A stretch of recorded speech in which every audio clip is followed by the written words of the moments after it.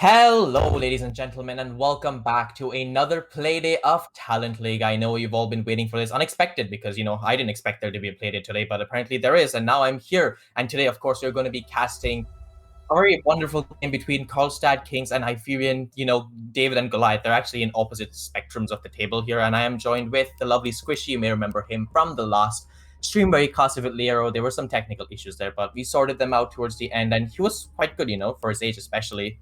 And yeah, do you want to say hi, Squishy? Hello everyone, I'm welcomed back by Jaeger and I can't wait to see the game here and I can't wait to cast. Probably going to be a quite uneasy game 5-5 since they are lower end of the leaderboard and Carlstad could take the dub as they are second place here.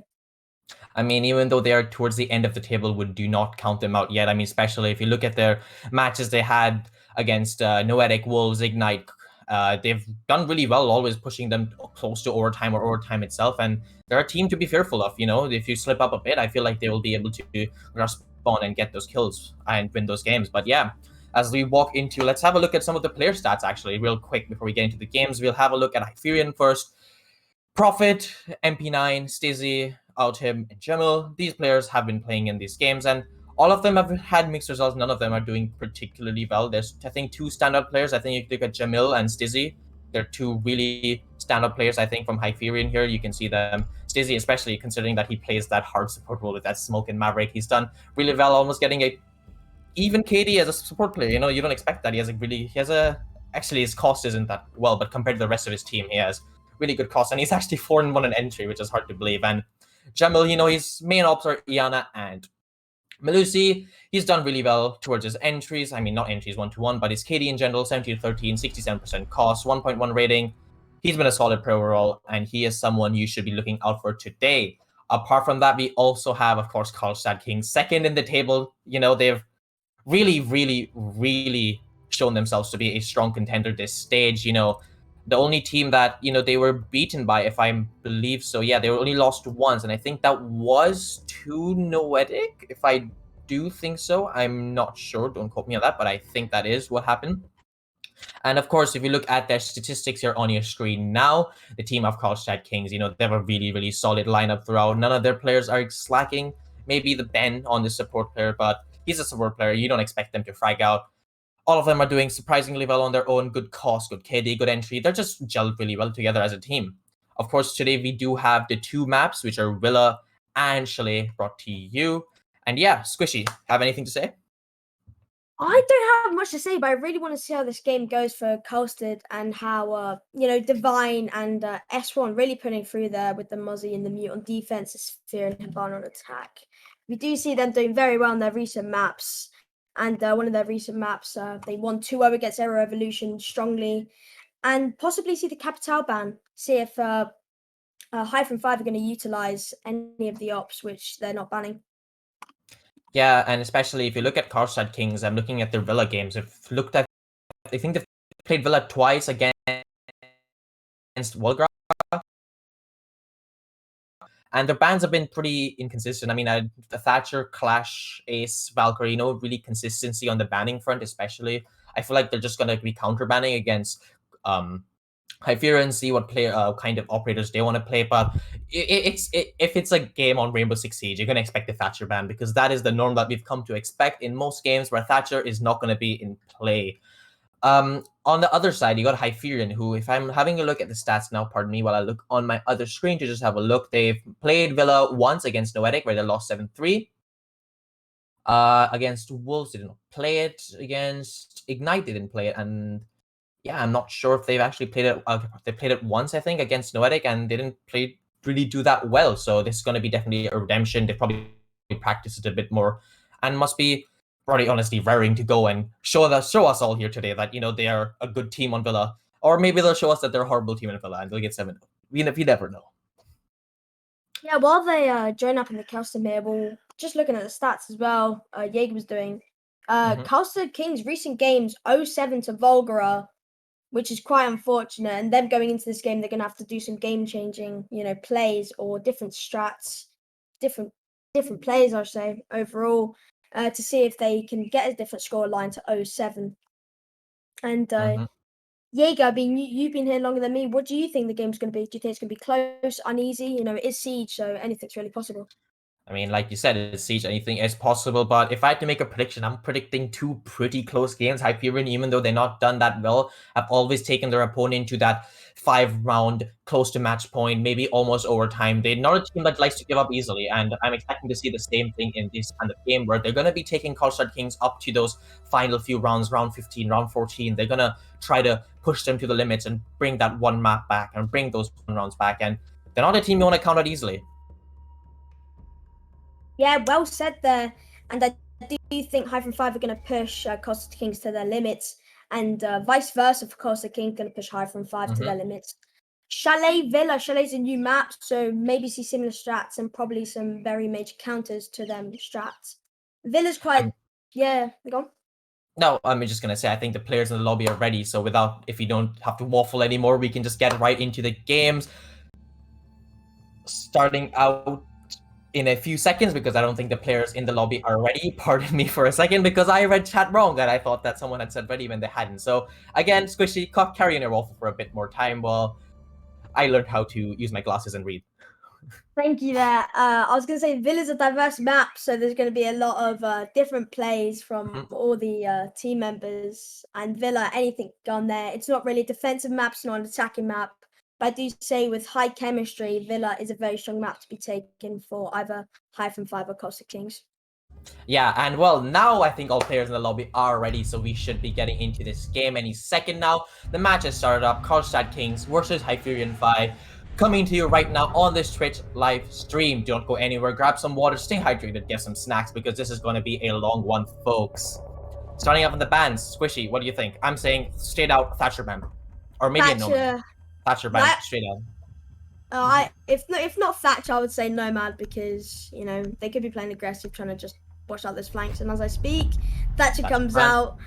Not a surprise for anyone who's watched She's before.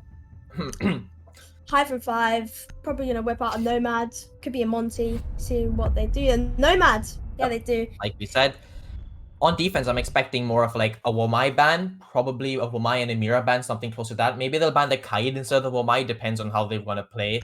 So it's probably going to be something of those options. Maybe Mira's going to be unbanned. It's a rare sight, but I think I have seen maybe one occasionally. But yeah, it is a Womai ban coming out, which I think means that Carlstad are going to ban the Mira, because I think Mira is a really strong operator on Villa, and if she's left unchecked, that I think that's a really bad thing for attackers. But I'm expecting a Mira ban coming out, which means the Kaid will be in play this game, so you better keep that in mind. But as I say that the Valkyrie ban coming out, I mean, Valk is a strong operator, but especially when you leave a Mira unchecked, is that really something you want to do? I mean, I'm not a pro player myself. I've never played at these levels, so maybe there's some unforeseen strats to deal with these windows that I don't know of. But as far as I'm aware, Mira is a pretty strong operator on this map, and that's not something you want to see unbanned. And I won't be surprised if you see her played in this round 1. You see a pretty stand. No, Mira decided not to be played by Carlstad Kings, which is quite unfortunate. Actually, you do see the Goyo with the 2 shields.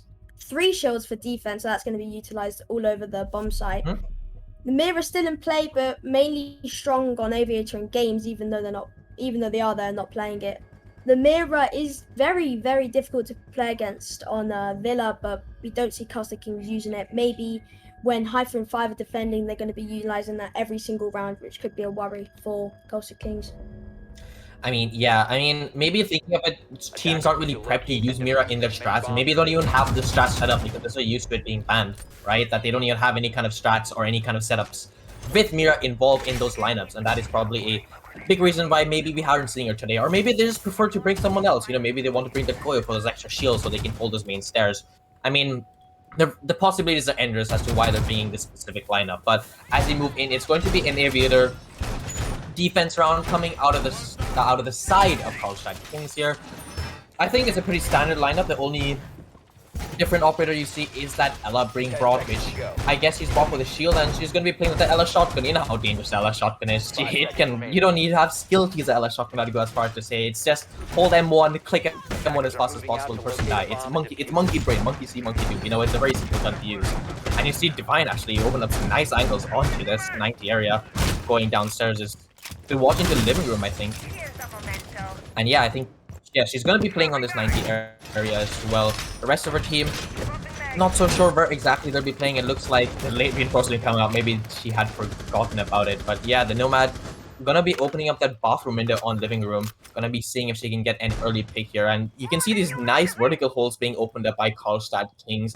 And if you're newer to this, if you're newer to the Siege esports scene in general, oh, as you said, a few shots coming out from the side of Instill. I think that's what you're saying. But if you're new to the Siege scene, I was just going to say is that if you're confused on why they're opening up these vertical angles, is because these teams like to be pushing them from these, they try to push them like horizontally. And as I say, that Install gets a nice shot from one of those vertical angles we were just mentioning.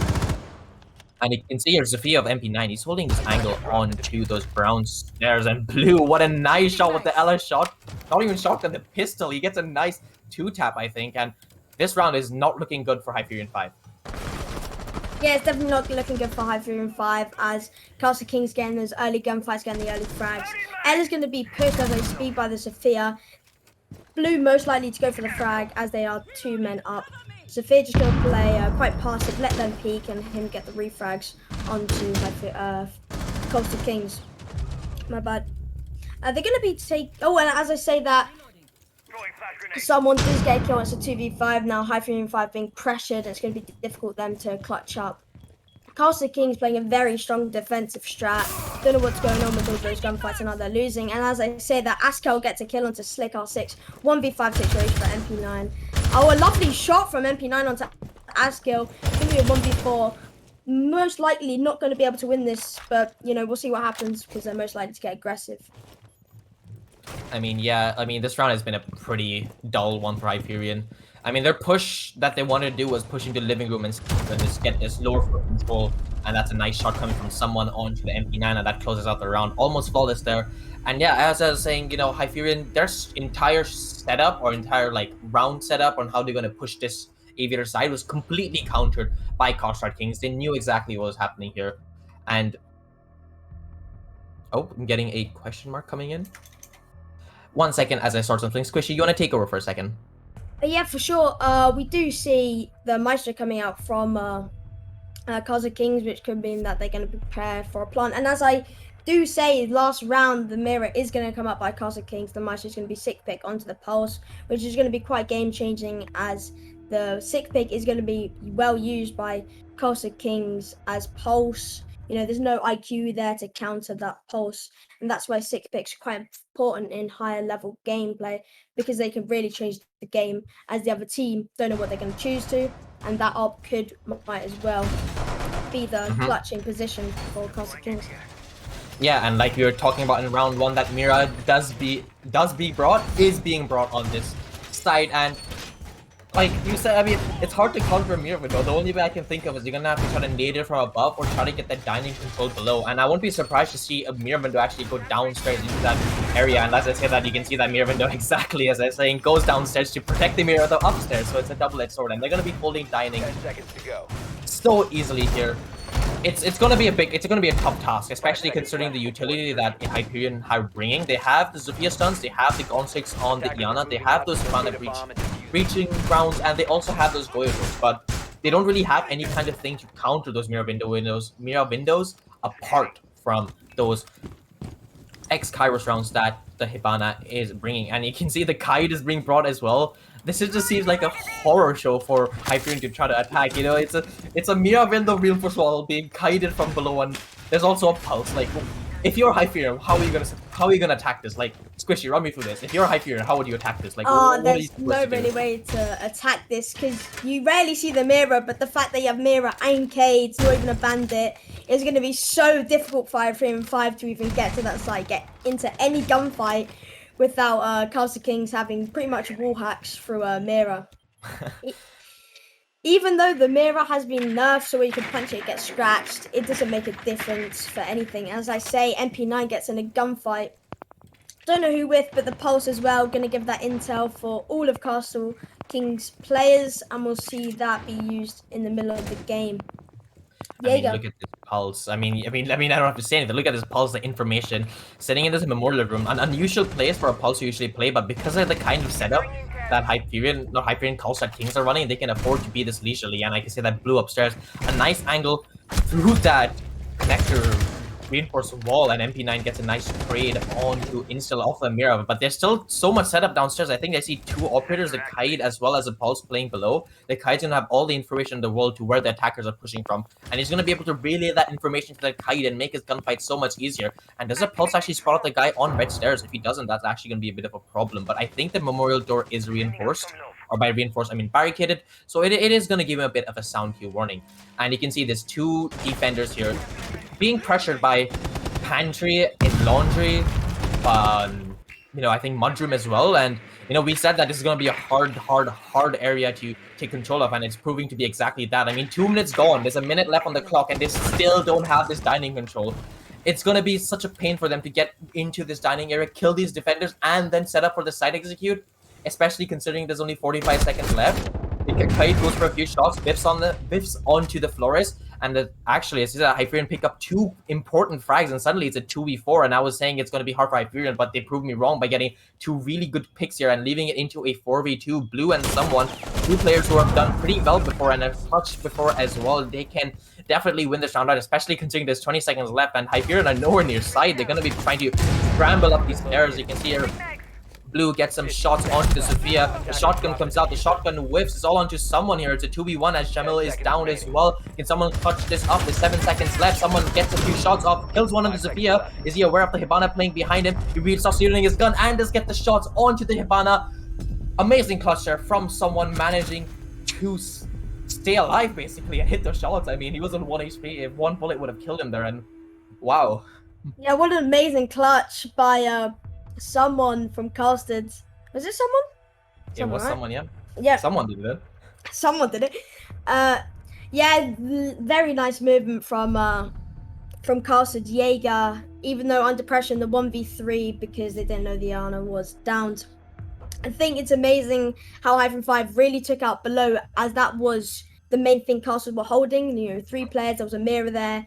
And it's quite unfortunate that Mira got taken out early because that's a C4 gone. But I love how Hyferion5 really take out below, and it was so unexpected, even with the mirror in play. And they're going to be going... Just to cut you off here for a second, I just want to add on that last round before we get into this round. It's just that even though the attackers of Hyferion got control of those downstairs dining area, they had to spend so much utility and time that they did not actually have any time to set up onto their actual site, which was upstairs. And you can see with 20 seconds left, even in a 4v2, they still managed to lose that round. That, I think, is the pure power that you were shown, that even though they lost downstairs, they managed to hold off for long enough to waste enough time that the two defenders upstairs managed to win that round. Yeah, I think it was such a strong hold from below, wasting over 2 minutes of the round. And I love how Hyferion5 focused all of their utility onto downstairs and actually forgetting about the site, as there were only 2 players holding the site and 3 off the side, so it could have been a strong push from Hyferion5 onto the site, but Carlstad having that down below hold with the pulse and the C4s was dangerous for Hyferion5 to push into the site.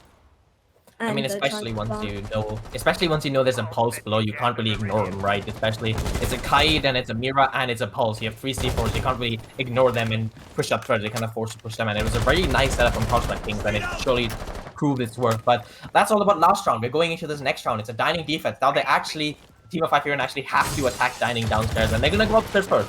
Gotta get this control upstairs. They're gonna start pulling up these vertical angles, and it doesn't seem like Carlstad are gonna be contesting upstairs. I think you have Askel here on these Astor stairs, maybe gonna get a few pot shots in. But yeah, there's nobody playing upstairs right now. They've all decided to put their focus into living room. I think the Morty was playing in living room with some nice angles, holding out, and you can see here MP9 missing the drone there, a bit unfortunate there, and Slick losing a lot of his HP elsewhere onto the map. I'm not sure exactly where, but he's on a sliver of health, 1 bullet, and he is gone. And I don't think that Hyferion have any other form of self-destruction apart from him. I think they maybe have the breach charges from Zofia, but they did not want to lose this buck early into the round, and least until he holds his angles. And I say that Blue gets the C4 off, and as I say that, buck deleted. No longer in this round, no longer can impact this, no longer can make those important holes he needs to make for his team. And suddenly, as you see, I think the team of Carlstad Kings, for starting there for a second, oh my god, so much going through my mind. They realized they killed the buck. Now they've decided, we can just go back. We can just chill inside. They're not going to be able to pressure us from above. We can wait for them to come to us. We have the perfect setup for this. And yeah, there's nothing else to say about this.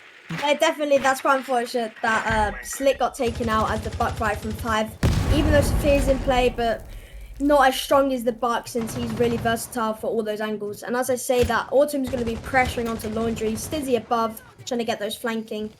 They're probably going for a laundry push as they do have the Ibana, maybe breaching the walls, but they're going to have to deal with that mute jammer on the wall. Still a 4v4 with 40 seconds left for Hyferion and Carlstad to play around with. That Malusi is really going to be utilised. They have a shield, Malusi.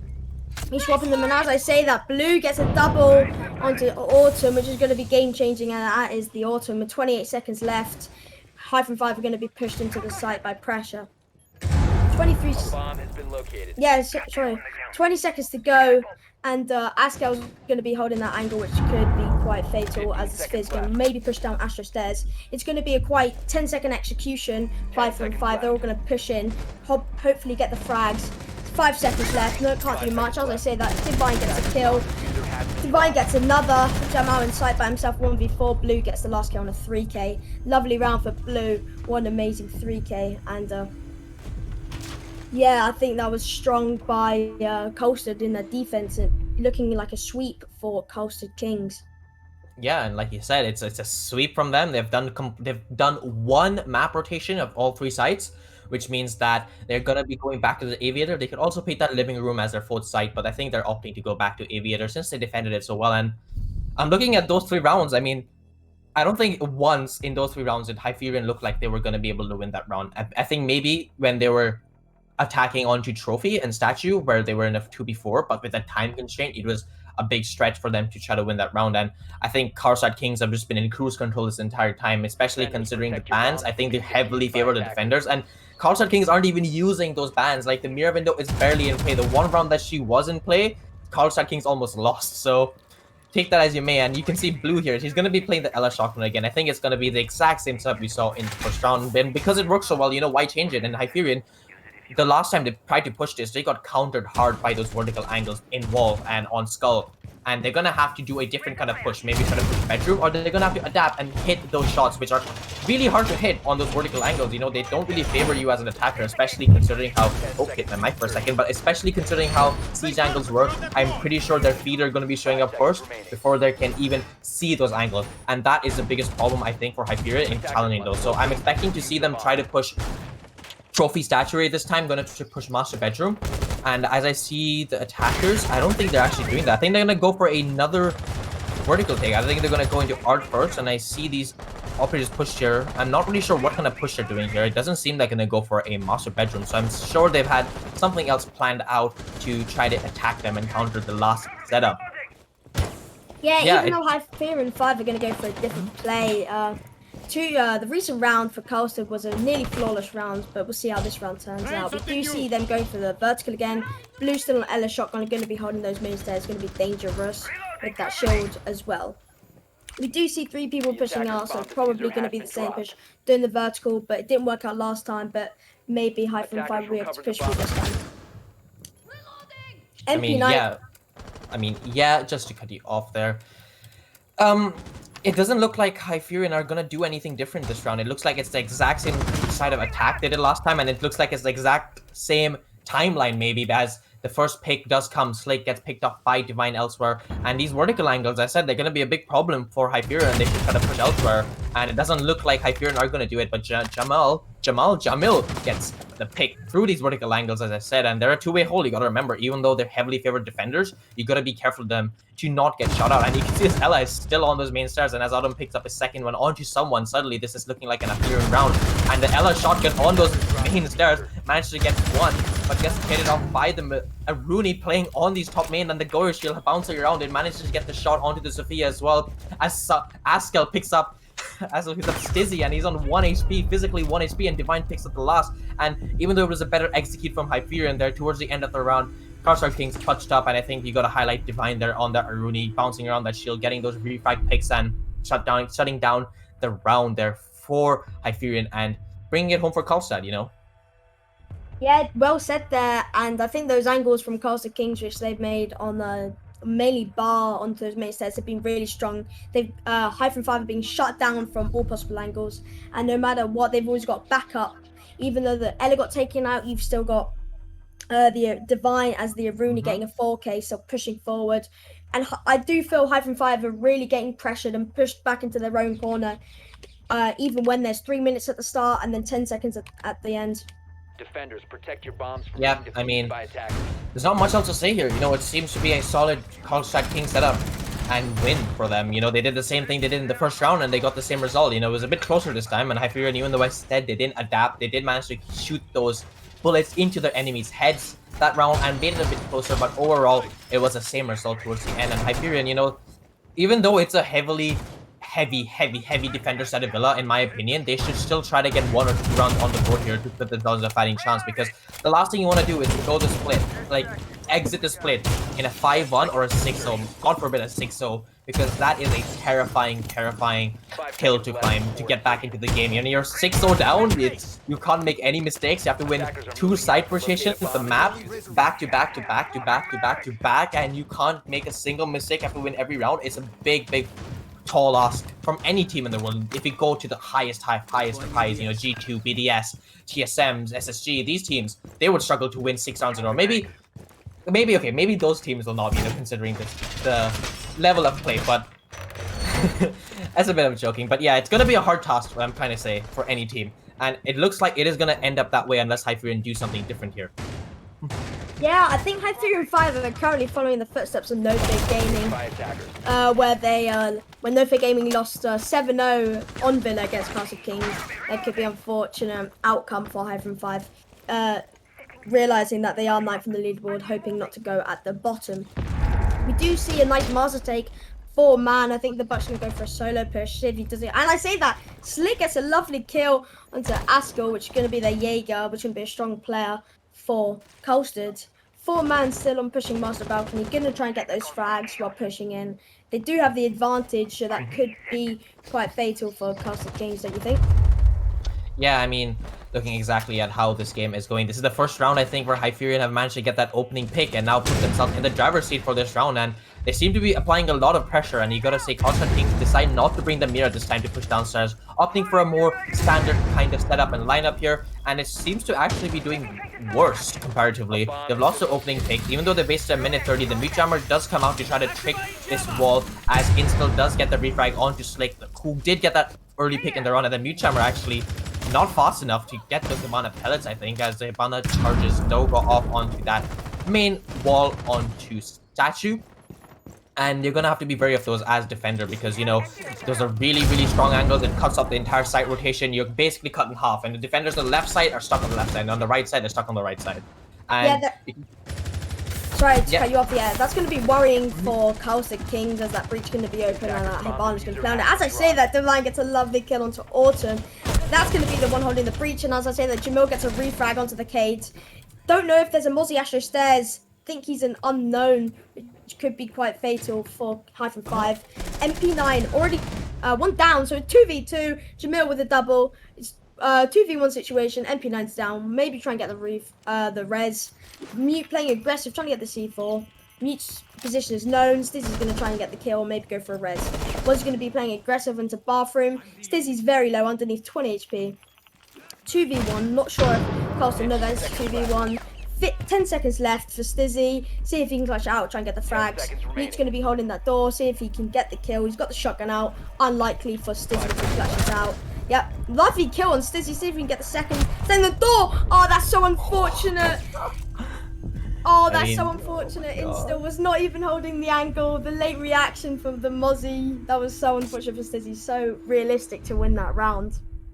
I mean, I think you gotta attribute some of that blindness to the fact that Mozzie's defaults can actually blend in pretty well with that tabletop counter there when he's standing up. And honestly, if I didn't know there were outlines there, I might have not seen it myself. Like such a camouflage, and there's a lot of spots in Villa that actually camouflage a lot of operators, and that's a bit annoying as a player, but hopefully that does get fixed with the upcoming outlines. I think there's a new update being rumored that there's going to be a white outline, small glow on operators, so you won't be able to get confused about that. But Carlstad Kings 5-0, dominant performance so far. They've had a few close rounds, but they've pulled through, and I think that's an attribute of a good team, so that even when they're in those bad situations, in those 2v2s and 1v1, they still manage to pull out. I mean, someone got a clutch in the second round And right there was another clutch, I think. I'm not sure who was playing. Was it Instill? I think it was Instill on the Mozzie who pulled out another clutch.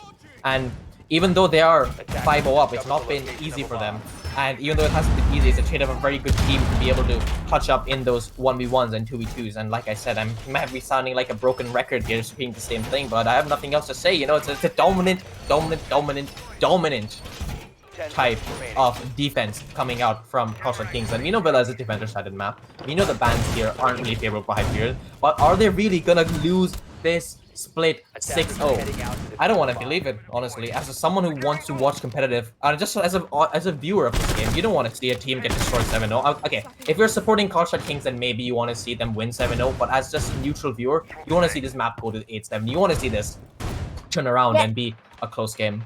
Yeah, you always want to see it to be a close game. I'm going to reference Ignite against Real Sports because what a game that was to watch. And hopefully Hyferion5 can react to Carlstad 5-0. Hopefully not going to let them get this last round of defense, and they're going to push through just like Ignite Esports did on Cafe.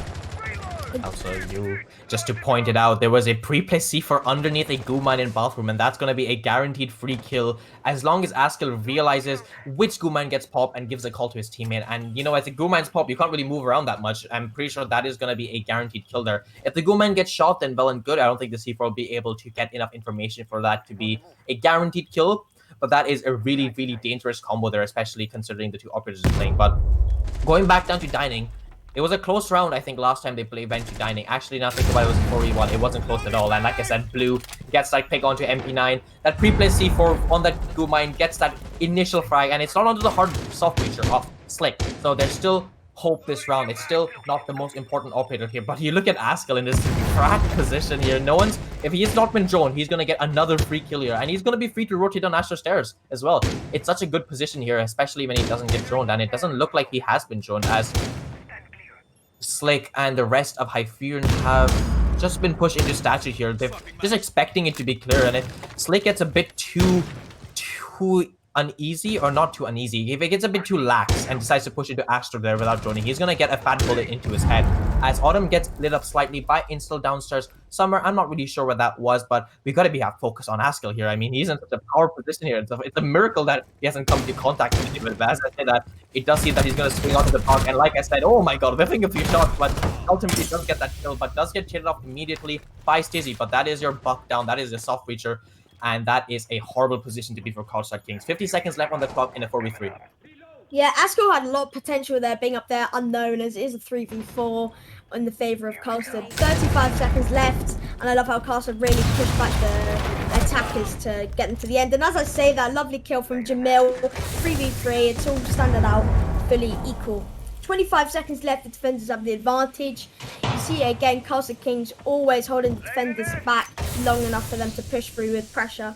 Oh, nearly 15 seconds left. We have the Iana pushing into pantry, maybe get the frag onto the defenders. We do see two inside, and as I say that, Steelson gets a double kill. 3v2 situation, the bomb's going down. 2v2 now, Stizzy gets a triple. What a game by him, what a round by him, may I say. Divine in 2v1 situation, the bomb has been downed, and that's unfortunate for Hyferion5.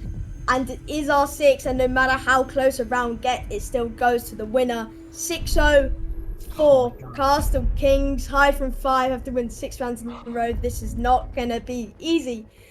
What a sweep. I mean, even though it has been a 6-0, I mean, you got a feel for Hyferion. They've come so close so many times. You think back to, I think, 3 or 4 rounds they could have easily won if they just had a better gunfight, or they didn't lose it, you know. And that's so, I'm guessing that's so frustrating as a team to lose so many 1v1s and lose so many clutches. I mean, Divine, he just came on the flank and he got a free kill onto the guy planting, and he just ran away. And he won the round based on that, because no one was in a position to pick up the bomb and plant.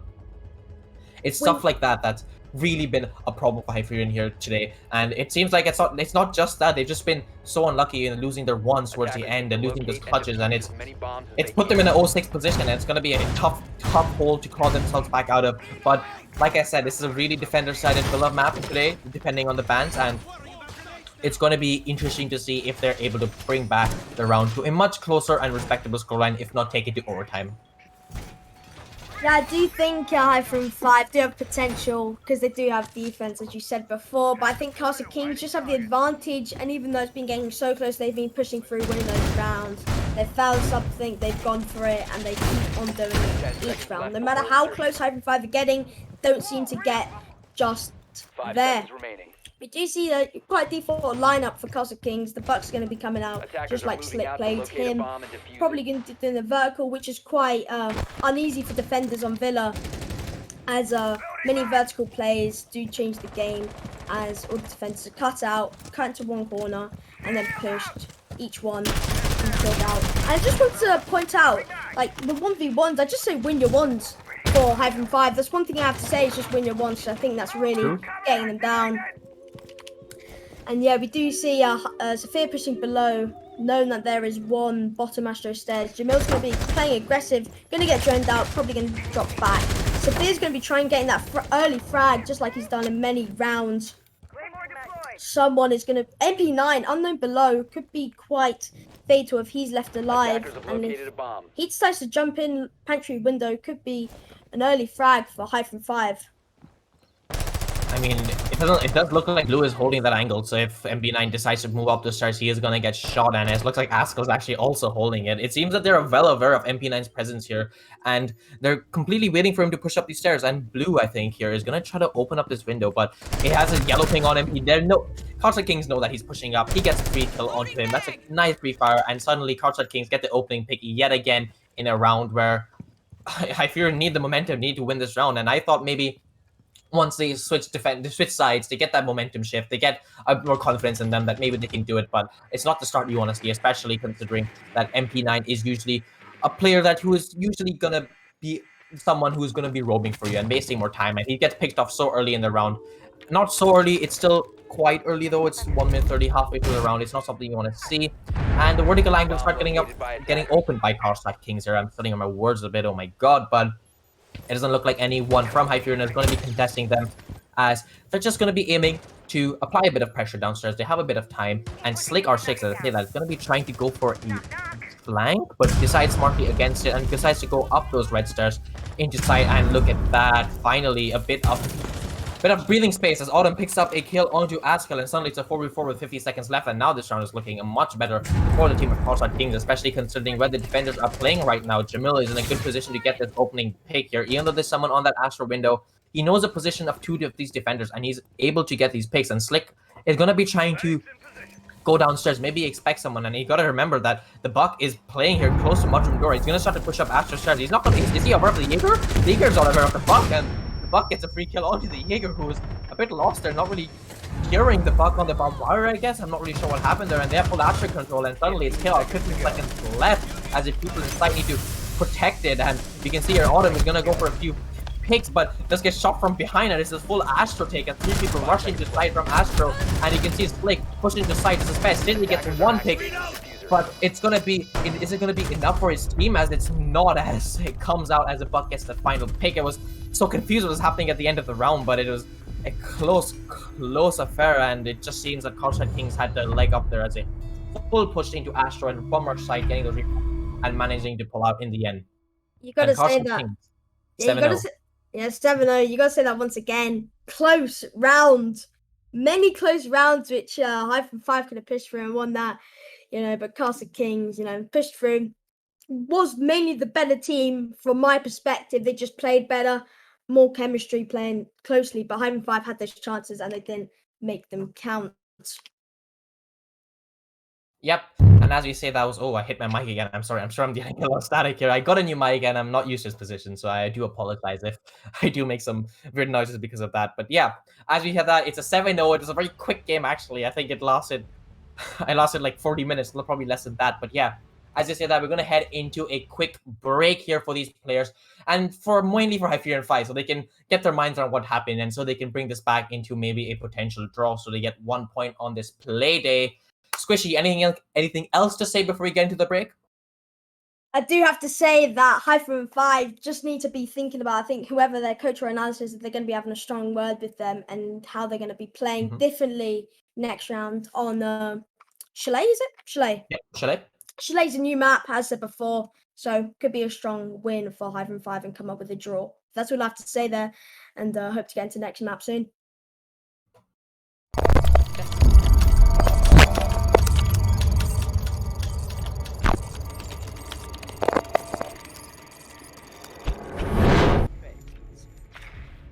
6 implies it will guaranteed work. Oh, well, hold on. He has an ADS as well? Oh, come on, it's bullshit, but Explode's gonna find Salvo, Potato finds Rodico. The man with the shotgun, I don't know what's wrong. Potato, we're gonna jump for that kill and we're gonna snack it, knife him, shoot him. Nope, nice. Obviously, there were my and the my gadgets. I'm gonna call them. Cryptic gets a kill as I speak. The ADS thing coming in play. The Monty playing aggressive. Cryptic gets another onto D7. That's the Monty gone. Monty and Ace both very fatal, amazing players for Burspert. Dice gets another kill with 5-2 situation. Cryptic gets a third, but last one repel Cryptic. But I think it's such a rough operate, like shield just feels like paper mache at times, and well, that rotation hole means that Blavansky will look one way, get hit from a smoke canister will kill him. One bullet from anyone in play will kill him, and Sharky able to find both Potato, Salvo will shut down Explode means it is down to Wowen, and they know roughly where he is. It seems like Sharky's on the prowl, and there we go. When there's blood in the water, the Sharks know where it is. They said I'm the better one, and well, both are right. As they just played right now, MP9 is gonna find Boyster. He's lurking on top of the army stairs, and it looks like no one is aware of that. Maybe not even Valkyrie herself, and she is aware though. She's gonna get a double for troubles. A triple kill. Beautiful shot onto Cryptic there through the wall, and the attack is just gonna push down the tower stairs. Mitchell is gonna get another 1 second. Mitchell is gonna get Steezy is gonna get a frag here onto Syrup, I'm pretty sure, and Mitchell is gonna be alone in this 1v2. He's gonna be able to secure it though. 1v2, he's gonna make it work. A great double kill from him. Amazing shots. Look at this. Beautiful headshots and a follow-up right there. Wow, I can't believe he was able to clutch this one out, man.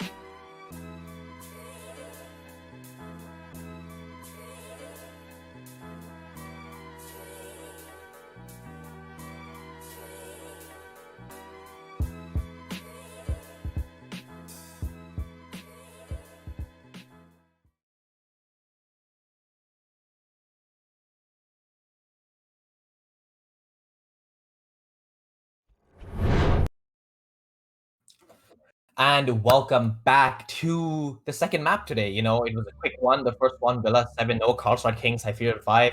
It happened so fast, you know. I'm surprised that usually by this time I'm in like round 4 of the first map, but it's gone quite quick today. No technical issues, nothing like that. And we're gonna go on to the second map of Chalet. And not much to talk about here.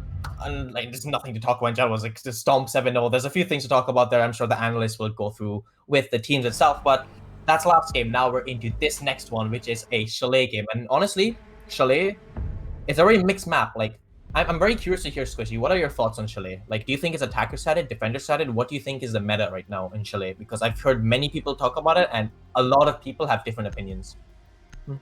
Well, that is quite difficult for me. Betting £50 is going to be a Thatcher ban. Yep. That's quite difficult for me because when I've done like scrims before, personally, I always see Chalet viewed as a attacking siding map, which is quite unusual. See the what's the word?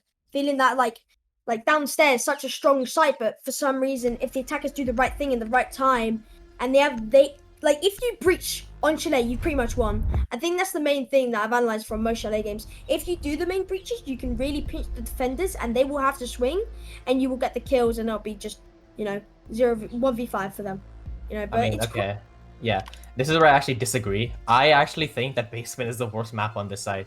The worst map on this side, the worst site on this map. I think Games is a better site. I think Kitchen's a better site. I think Upstairs is a better site. I think the entire fact of Basement and how it limits the defenders is really bad. I think you'll see most teams on pro. I don't see many teams competitively go to Basement unless they have a very specific strat.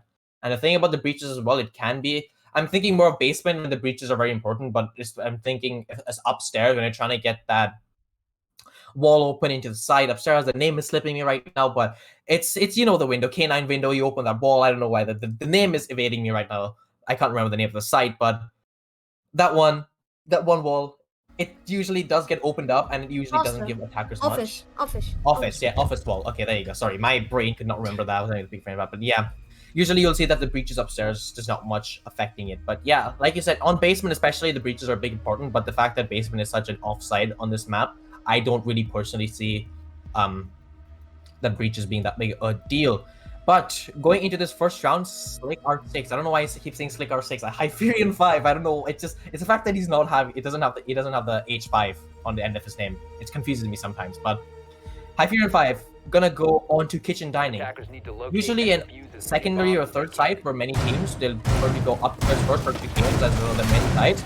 And usually in this kind of site, it's very similar to how you will hold upstairs in your office, where you do the similar kind of, you're gonna hold upstairs, right? And actually, as I say that, I don't even remember this, but the Mira is actually advanced, which is gonna be interesting because I have not seen much Mira play on this map. But it's going to be very similar to how office hold is. You're going to hold around the same areas. You're going to hold that piano side. You're going to hold office. You're going to hold into the bedroom, the jacuzzi, into back stairs as well. It's a pretty similar setup. Yeah, similar setup and similar bans, except for the cage being banned instead of Mamai. The cage is just mainly used on Chalet and maps like this because of how good it can be used. The mirror's going to be open. The mirror's going to be used. It's going to be quite difficult for Carlstad Kings to react to the mirror.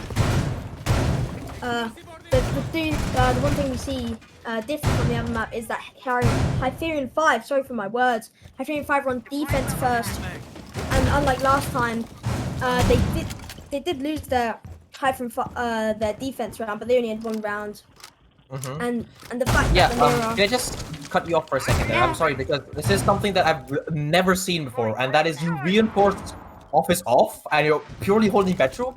I'm not really sure what's the motive for this, because you do get those vertical angles onto site from that office area, so I'm not sure why you've reinforced it off completely. That seems kind of counterintuitive in my eyes. Maybe there's some strat that Hyferion5 are doing, but I don't think I've ever seen a team completely reinforce that off if they want to try to hold site, because if Carlstad Kings realize that, oh, they reinforced this off, oh, we can easily just breach the wall to site and plant, it's not a big deal.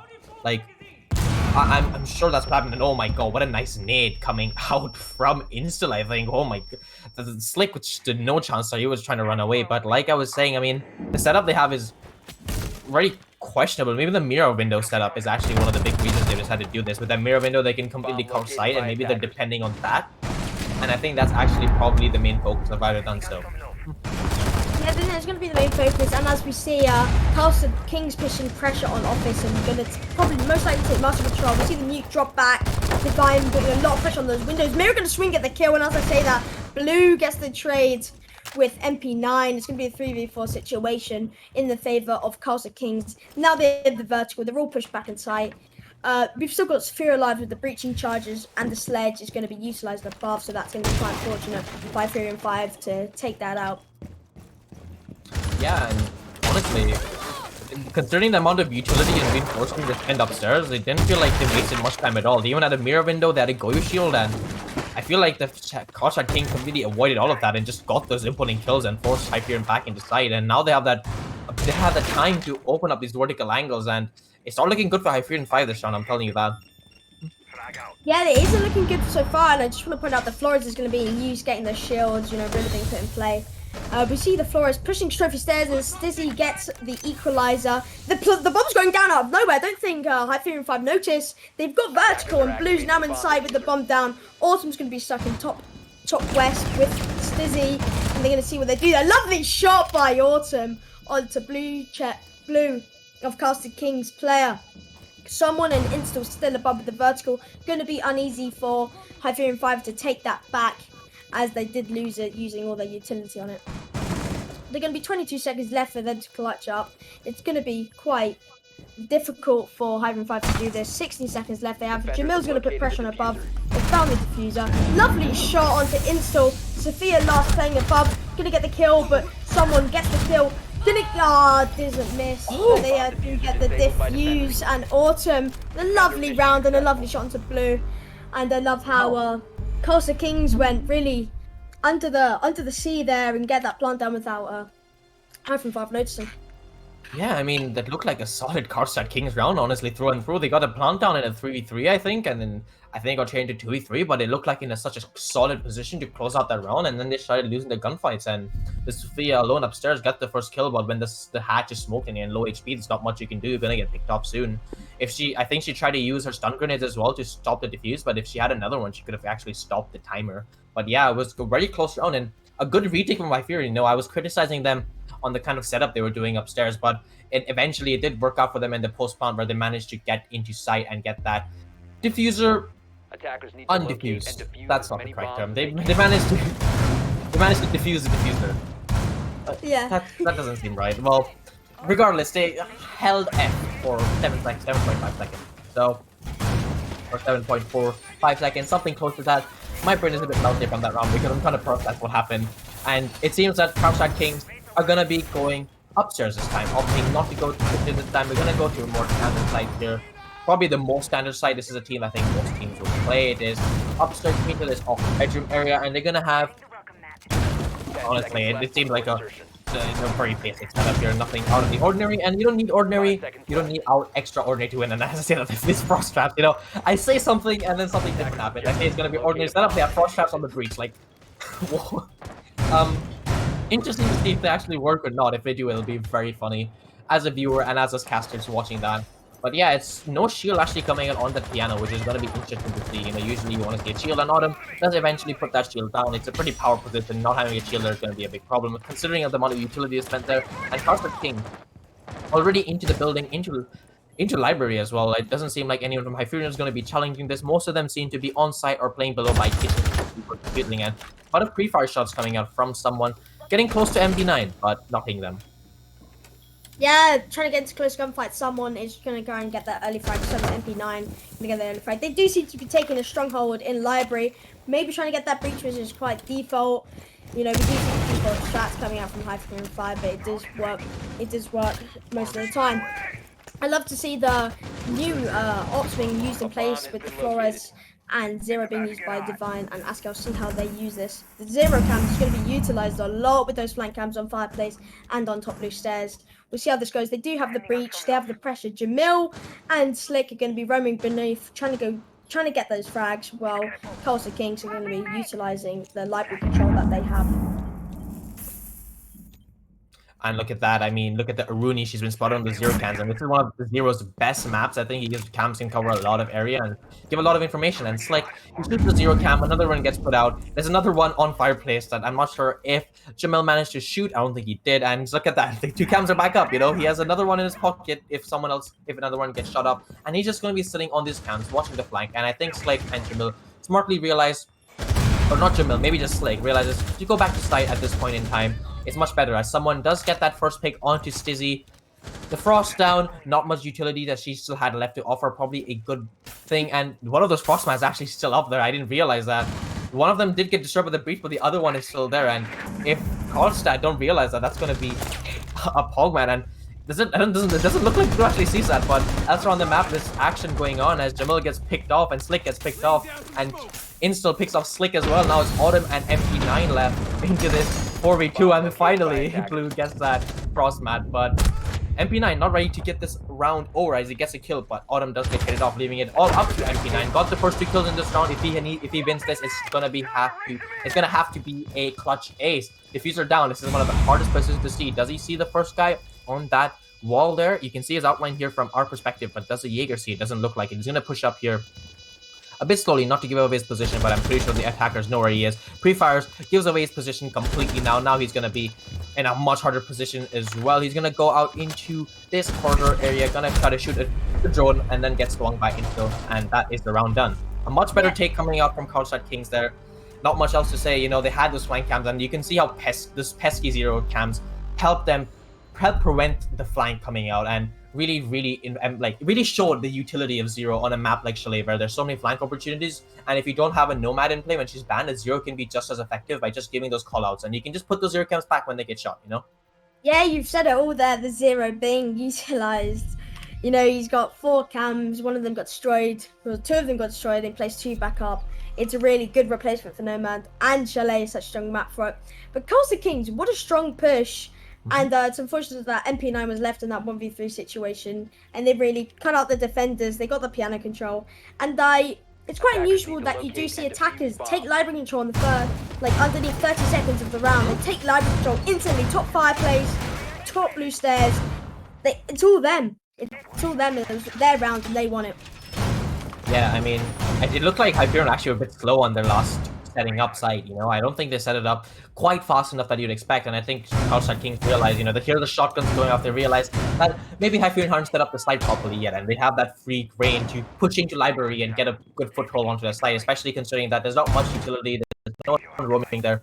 The drones come out to just double check, make sure no one's there, they just push in, and now they're in a much better position. As Hyferion5, they're gonna attempt to hold this area again, as the main breach is completely unreinforced. There's a mute jam around there, so it's definitely supposed to be reinforced. There's no doubt in my mind that someone was meant to reinforce it, but I think it has been forgotten. As Slick realizes, guys, the main breach is unreinforced. Someone fucking reinforce this wall, you know. Sorry for swearing. Come out, because I'm trying to imitate the player there, but the ball does get reinforced eventually. That's not going to be a big deal overall. And I think Carlstad Kings are going to take this a bit slower now. They realize that the setup does come a bit early and 30 seconds go off, and I'm actually not sure where they're going to be pushing from. They're going to get big garage control downstairs. I think they're droning that out. They're going to be pushing this trophy area, I'm pretty sure. Not really sure what they're going to be doing with this kind of control. I'm not really sure what kind of push they're doing. I think they're maybe going to try to go for a blue stairs push, right? Yeah, most likely an Astro push. I love how the attackers are going for a different side of the map, and as I say that, someone gets in a close gunfight with Malusi. Gonna get the whooping, and what a shot onto Jamil to 4v5 in favor of Carlstad Kings. As I was saying before, different side for Carlstad Kings to defend, and a different strat Hyphen5 going to be holding below, or at least they were before they got pushed out by Carlstad King. I just want to say, what a shot by someone. They're going to be one in trophy for the, I think it's mutant trophy. Someone's going to be pushing up to, Autumn gets a lovely shot, and Asko gets the refrag, or a trade, shall I say, and MP9 equalizes it, so it's a 3v3. MP9 is going to be headed off by Astro Windows. It's unlucky that the Thermite got taken out early in the round. He should have stayed alive for the breaching. MP9 is going to be in this situation. Lovely shot, but someone gets a double kill and equalizes the round. In a 2v2 situation, 1 minute, just underneath 1 minute 20 to play around with Stizzy inside 100 HP, Slick inside 100 HP. They're going to be rotating that shield in there. favor as they realize it's going to be Astro. They're going to be pressuring Carlstad Kings.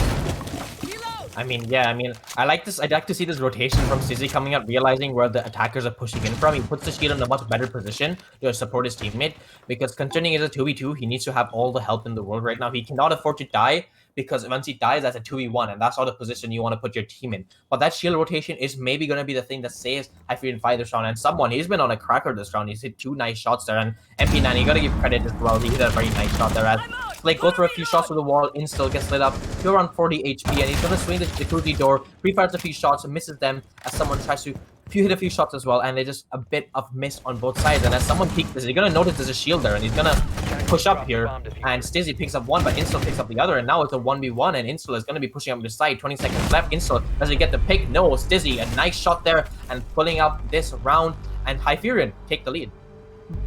Hyferion do take lead, which is quite unusual, but they do have defense on Chalet. And you said at the start of the round, Chalet defensive map, and it is seen today. You said Chalet's defensive map, right? I don't think I did. Oh, I think. do you think it's a defensive map? What do you think? Sure. No, Do you think it's an attacking map? I think it's a pretty balanced map, as most maps are in the meta right now. It just depends. I'm 50-50. You know, sometimes teams will attack better on it, sometimes teams will defend better on it, as the statistics will probably correct me if I'm wrong, but I do think it's a pretty balanced map overall. I think the bans do come in big here, especially considering the Valk and the Cade ban, because like I said, Chalet is a pretty big map. You'd want the utility as a defender, and I feel like if Valk is unbanned, it shifts slightly towards defensive side, but with the bans currently right now, I would say yes, it is an attacker-sided map considering what's happening. Don't get me wrong, but you did say Bar Gaming is a good site? Yep, I mean, I think Bar Gaming is an amazing site if you know how to hold it. Yeah, it's going to be used by Hyferion5 in the 2-1-up situation, as kitchen dining didn't seem to work out as well as this round might go. Even though they won it, be a flawless round 5-5, but it's only in prep phase. I can't bet on anything yet. Autumn's going to be holding the bub with the shotgun, going to be making those night rotation holes and angles for Hyferion5. As I say, like Jamil, MP9 and Sizzy are going to be closing off it. I don't think they want that to be used. Are they holding it? Or are they closing off? They made a rotate from office into hallway. So that's going to be quite different, not seen before. The Chalet, we haven't seen much of this new map. It's going to be an Astro side push, most likely from Carlstad Kings. Is going to see how they're going to push for office and try and take blue stairs if they want to. I mean, just want to touch upon the setup again. Usually defenders on this map will decide to omit that area from the map that they want to hold. They usually just maybe reinforce off that office wall, but usually you will not see the kind of setup that Hyferion have. This is a kind of an extended hold. Usually they'll restrict themselves to holding onto these top library stairs and onto that top fireplace shield where they have. And those two shields together can hold a nice crossfire onto anyone coming in from trophy, and that's usually kind of setup that happens. But they've gone for a much more extended hold than usually teams would take, and this is what I like to see. You know, they're changing up from the norm, and it's going to be interesting to see how this actually works out, because I've never seen a set like this before. You know, an extended hold that goes into trophy. It's unheard of for me, especially. So I'm going to be very intrigued and interested to see if this actually works out for them. But it looks like Carlstad Kings are actually already in a good position to push out this guy here playing inside office. You have someone playing in jacuzzi there, not in jacuzzi, sorry, in that bathroom area, and he's gonna not pick up the first guy as he gets picked up by MP9, a nice shot by MP9, and he's been hitting his shots as well. You know, you got to remember that someone is hitting his shots, so is MP9, but as I said, Instill picks up a nice kill onto MP9 as well. He's up to a little lower HP than he would like, but he still does get the kill and brings it back into a 4v4. A minute 30 left on the clock here. And it does seem that Carlstad Kings actually have pretty good map control for this amount of time in the round. You know, they can decide to maybe rotate now, but as I say that, actually, I remember the site is Bar Gaming, so actually they don't have enough control at all. They're gonna still have to push out these players playing upstairs in library, and as I say that, Stizzy playing upstairs in that library and does drop, and now all 4 players of Hyferion5 are downstairs. The upstairs control is in Carlstad Kings, and they have a minute to set up this execute.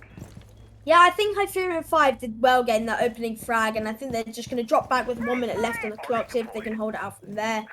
It's going to be quite a strong hold since Carlstad Kings do have the map control, as they all down below going to be waiting for them to push in sight. I don't think Sophia's maybe trying to get the frag on blue stairs, but I don't think they realize that no one is actually there. It's going to be a waste of big utility, which is going to be unfortunate since they could have used that on something else, which could be much more dangerous for Carlstad Kings.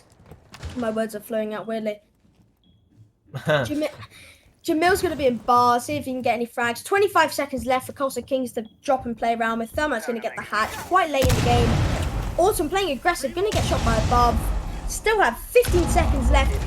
Hyferion5 have the advantage. I say that Insta will get a kill on a double now this round. 10 seconds left. Jamil gets a lovely refrag. Insta gets a third. Lovely shot by him. Slick. Back and forwards by the kills. 2v2 situation. Zero's going to get the frag for the defuse. Oh, and it's unfortunate. Autumn got the diffuser. 0 seconds left. It's unfortunate that Hyferion5, Carlstad Kings allowed that to happen. Yeah, I think it was a very, very close round there, and Hyferion, I think they're lucky to be able to pull that back, especially considering the situation they were in. But I think the biggest hero, or the unsung hero of that round, were those mute jammers upstairs. And you mentioned that Zofia was wasting utility on those blue stars, and you might be wondering, as a newer viewer, why was she wasting that utility when there's no one on the stairs? And you got to remember, those mute jammers that play on those positions completely block intel. So as a droner, if you're droning and you see it's completely jammed, you're not going to call this clear because you don't know that. And I think that's exactly what happened there, where they wasted that utility upstairs, and they wasted a bit more time upstairs because they didn't actually realize there was no one upstairs because the mute jammer was blocking all that information that the attackers need. And by the time they realized no one was upstairs and started setting up for the execute, it was too late. And you can see there that there was a bunch of panic plants, and the plants got denied, and then it was too late in the round for them to actually plant in a good position, and that's how Autumn swung and got at 3 kills. Yeah, well said there. I do want to point out, like, if that was me droning, I would have just said it's clear. I see whoever was droning is very efficient. I'm a lady droning myself. I would have just said that's clear, which could have been good for Carlstad Kings. But that's not the situation here. When Hyphen have 3 rounds and Carlstad only have 1, they're going to be rotating back round to their first site, which was kitchen dining, if I do not mistake myself. It's going to be the mirroring play they're going to hold above. See if it turns out the same from Hyferion5. And hopefully they're going to be aware of Carlstad Kings going to be aggressive and try and get that early plant like they did previously. Yeah, and bringing it back to that first round here, I criticized their setup here, but they still managed to win that round on a post-plant retake onto side. And I didn't get to see the full extent of how they played out this side setup and why they reinforced the walls they did. I'm sure that's something to do with how the mirror window can hold a certain area of the map so that they don't have to hold it themselves. And I think that's a big reason at what's really going on in their setup here. And I can't really understand that without having a look at myself. So hopefully I get to see the exact power of that mirror window setup this round. But if I remember correctly from last round, I think Carlstad Kings took upstairs without much effort. I don't think they had to waste too many drones or too much utility. I think they just pretty much walked in, killed a bunch of people. The guys who were playing upstairs rotated down, and then they just set up for the plant. Yeah, well said. Well said a lot. My favourite phrase. Yeah, they definitely did that. They took above with ease. They didn't have to use much utility, and they used it on the site in the last 30 seconds of the round, but it's unfortunate that most of the team were taken out by then. We do see the same strat above, 3 players above, and I think 4 or 5 attackers going to be pushing above. I think that's going to be their main mission, to take above. You have 2 people droning, going to be getting that intel. Flores going to be in use, get the barbed wire, get those sound calls, which Hyphen5 are going to be utilising in defense. Jamil below with the C4, we have Smoke below with the Smoke. Smoke's going to be hopefully not die as early as he did with those smokes.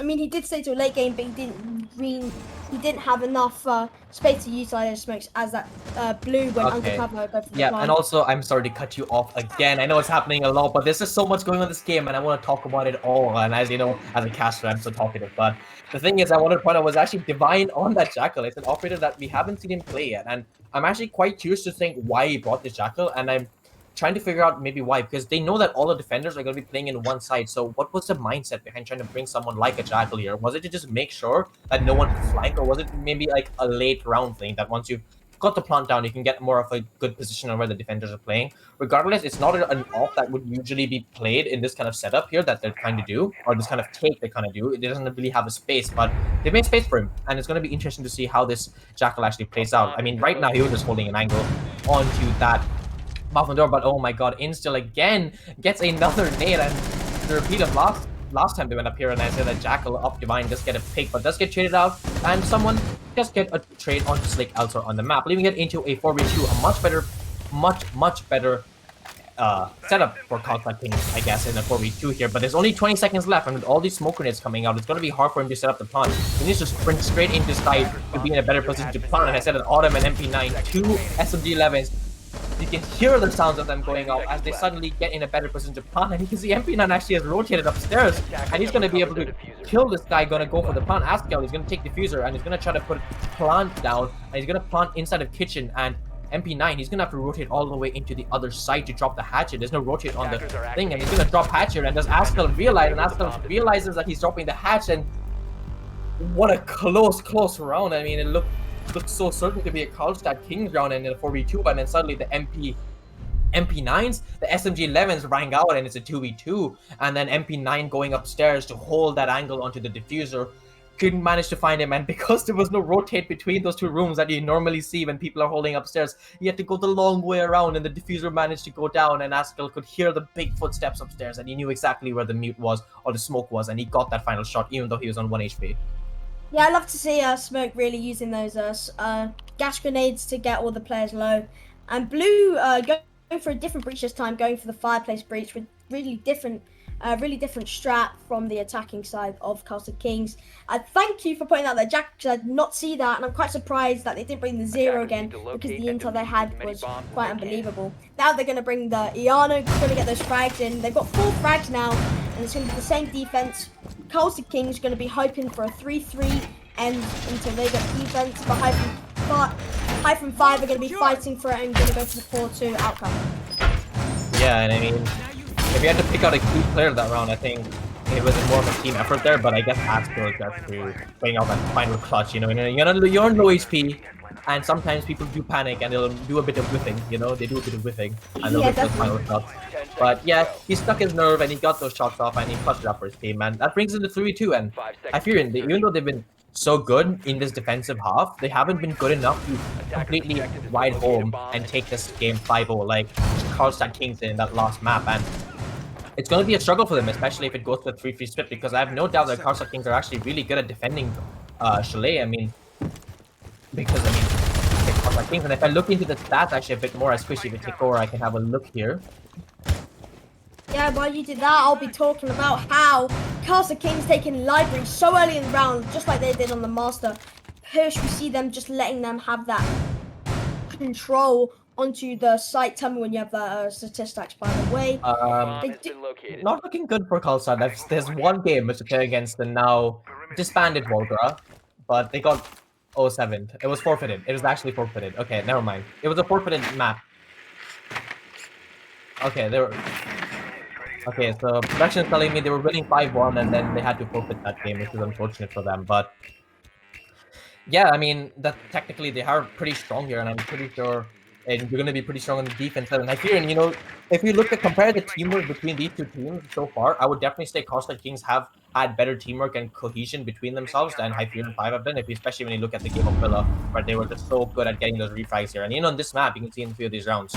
But let's talk about this round here. It's going to be another kitchen defense. The mirror window is coming up in the exact same position that it's always been. It's going to be the exact same setup as always been. 1-1. I still am not a big fan of this setup. I don't really rate it that much, but maybe it is really good, and I'm just a washed up boomer caster here who doesn't know what he's talking about. Yeah, while you were analysing the game, lovely from Boomer over here. We see Blue do the same breach which he did previous round. 1 minute left for Carlstad Kings to play around. They do still have above Hyferion5, but as seen last round, it didn't do much well for them since Carlstad Kings pushed in the site. Owlscale is going to be taking bar control. Going to try and beat that early frags while someone's going to be playing aggressive on the fireplace. So does he see him? Not quite sure. They're going to have that intel which they're going to need. And as I say that, Divine gets a lovely kill and someone gets a lovely kill as well. 3v5 in the favour of Carlstad Kings. Autumn below. Going to counter that frags. A lovely shot by Autumn. Divine is gone. 3v4. MP9 is going to be rotating around. He's going to be playing above, get that vertical play in use as he did put most of their utility there. Blue's going to be going in for a plant. The smoke grenade's going to be coming out, holding them back. MP9's going to have that strong position above. Blue's going for a plant as it's at 4 seconds left. Askel's going to be covering, going to get the kill. Someone else is going to be covering, or someone is going to be covering. Blue has the plant down. MP9 is above 2v3 situation. for Hyferion5, and it's going to be a lovely shot by Autumn with the double kill on this round. 2v2 for Hyferion5. They clutch this up, get the defuse, and as I say that, someone gets a lovely shot onto the mute on the fireplace stairs. Smoke in a 2v1 situation, unlikely to win with 20 seconds left to clutch, but 14 seconds to get the defuse off. He's stuck in the corner, gonna go for the fake defuse. Someone's gonna be playing aggressive, gonna try and get that kill. Gets his legs up. Autumn gets a kill, 9 seconds left. Someone can just go in and get the kill. He has to stick, and he doesn't. What a triple kill on that round. I think someone was the man of that round with his lovely frags there, don't you think? Yeah, I mean, not much to say apart from me touching my mic again and probably causing him static for the stream, so I apologize. But yeah, I mean, someone, like, what a player. He's been hitting such nutty shots in this game today. And even though, I mean, Carlstad Kings won that round, I just want to call out again Autumn and MP9, the SMG11 masters, it seems so far. Every time they're losing in a 4v2, they get 2 headshots, and then suddenly it's a 2v2 again, and the game is close. But someone, he doesn't like his team to be in like losing position. He gets that second kill, the much needed kill, and then gets the final one on the smoke who was diffusing. Wait, just and 3-3 split. Let me stop you there for a second. When I'm casting, it's quite annoying when I have to say someone, and you know, True. like just a simple name Jack. How about that? Like someone just got a kill. Who was it then? No, someone got a kill. It's like it's like calling in game. You know, oh, he's over there. Oh, over there. He's over there. Definitely. He's here. He's here. We do see Carlstad Kings on defense though. We see how this turns out. They are going to go bar gaming. Do they have any shields? They don't have any shields, which is unusual. Which is going to be quite worrying, or quite easy for Hyferion5 to take that back with the enemy shields. What do you think about the no shields on this site? I think it's pretty suicidal, to be honest. Most bar gaming setups, just when you try to hold library, rely on those 2 shields to put on top library stairs on top fireplace to hold that nice cross angle to make sure that they can hold library from people trying to push in from that piano side. But without the shield, it becomes increasingly difficult to try to hold this. And I'm going to be curious to see how they deal with this. Are they going to be trying to roam heavily towards that other side? Maybe towards that trophy area? Maybe towards the master bedroom? I'm not really sure what kind of setup they're doing, because with no shields, it becomes increasingly difficult for them to try to hold up there. So they're going to definitely have to be the more aggressive team if they want to win this round. Yeah, we see 4 people already roaming, and we're going to see someone be playing aggressive and most likely installed as well, with 10 kills in 6 rounds and 8 kills in 6 rounds. They've been at an amazing game in Chalet, getting those frags for Carlstad Kings. Let's see what they do this round with those roaming plays, which they're going to have to need as they don't have any shields in play.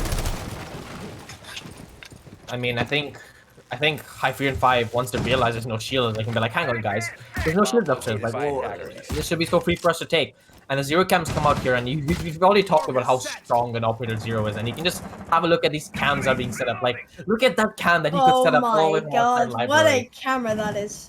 Like, look at how much information you can get from this. By just being outside the library window, you get so much information. He knows where someone's playing. Not someone, as in the character. He knows where the mute is playing. Divine is playing on that area where usually you'll see he's being supported by a shield, but no one's playing there.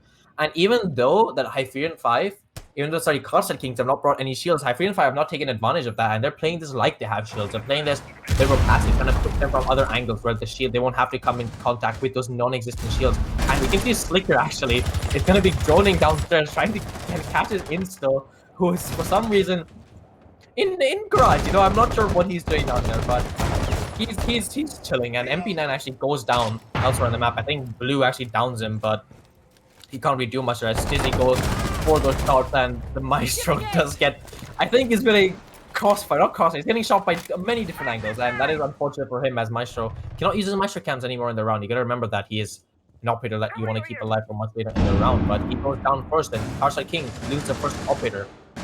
But Slick does get traded off by Install. And now it's back into a 4v4 with a minute left. And Install, he's going to be playing on these top fireplace stairs. This is a pretty common place for defenders to play usually. But that's when the site is upstairs. But it is now in bar gaming. And if they don't realize that he is downstairs, he's in that area, it's going to be a big problem later on in the round where he is able to push up. And as you can see here, trades coming out. Someone picks up Dizzy. And it's just Carlstad Kings actually on the scoreboard, all the orange on the scoreboard. I'm not sure what's happening. This kills being brought out everywhere, and it's over almost already. It was the 4-0 left in a 1v3 situation there, and he couldn't do much as the Mozzie does get that final kill. And I was criticizing I get confused. Oh my god, my brain is a bit melty. But I was criticizing Team Carlstad Kings for not bringing enough shields and enough utility, and they shut me up by winning the round. So not much to say about that. And you know, if it happens again, I'm sure they'll win again because they seem to be a pretty confident team right now. Yeah, they are going into this game quite confidently since they have the mentality from the 7-0, which they completely sweep from Villa. We see the 6 pick from Mira to Mute. Not sure if any reaction is going to be taken by Hyferion5. About that last round, before we get digging into this other rounds where Carlstad Kings are going to be defending Kitchen, I think Hyferion5 really were pressured into that site and they all jumped in at the same time, but they didn't get any frags, any double kills or triple kills from jumping in that site. They all jumped in, they all lined up for someone and for Askel on the Mozzie, which did very well that round. I mean, look at someone there, 12-4.